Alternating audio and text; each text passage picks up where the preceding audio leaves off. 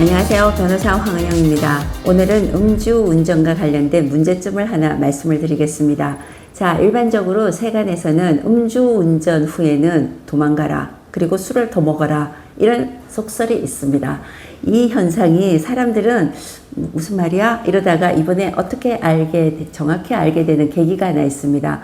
가수 김호중 씨가 사실 음주 사고를 낸 다음에 도주를 하였습니다. 그리고 매니저를 시켜서 허위 자수를 하게 하고 여러 가지 이제 에피소드가 나오면서 구속이 되었는데, 여기서 시민들은 딱 하나 아주 인상적인 장면을 봅니다. 경찰에서는 음주 부분을 입건을 해서 송치를 했는데 검찰에서는 기소할 때 빠진 거예요. 아, 김호중 씨가 저렇게 음주를 하고 사고를 내고 도망을 가니까 음주운전이 빠졌네? 이렇게 되니까 지금 세간에서는 음주 사고 낸 뒤에 아니면 음주하고 난 뒤에 어떤 문제, 약간의 접촉사고가 있거나 이런 경우에 그냥 차를 버리고 도망가는 사람들이 갑자기 많아진 이런 느낌까지 들 정도로 흔한 현상이 되었습니다. 이런 문제가 왜 생겼을까요? 사실은 우리나라에서는 음주운전을 어떻게 처벌을 하고 있죠? 0.03% 이상부터 처벌을 하는 겁니다. 이 근처에 아슬아슬하게 걸려있는 경우에는 역산을 하게 되면 굉장히 공소유지를 하기가 어려워지는 거예요. 김호중 씨의 경우에도 경찰이 미드마크에 의해서 산출한 음주 수치가 0.031%였던 겁니다.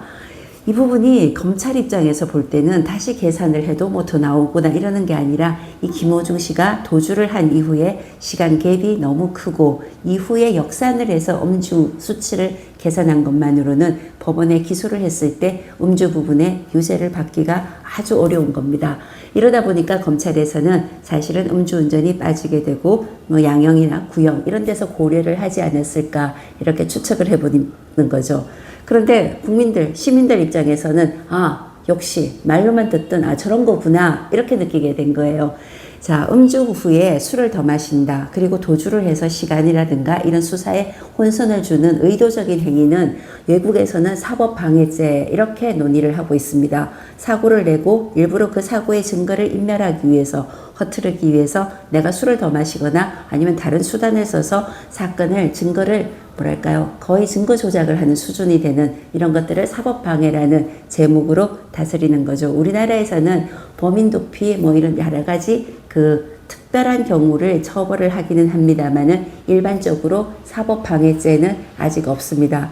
김호중법을 만들자 이렇게 논의되는 이유는 이러한 현상들을, 김호중 씨 사건을 통해서 너무 나쁘다는 것을 알기 때문에 이제 법을 만들어서 이런 행위들도 처벌을 하자 이 얘기죠.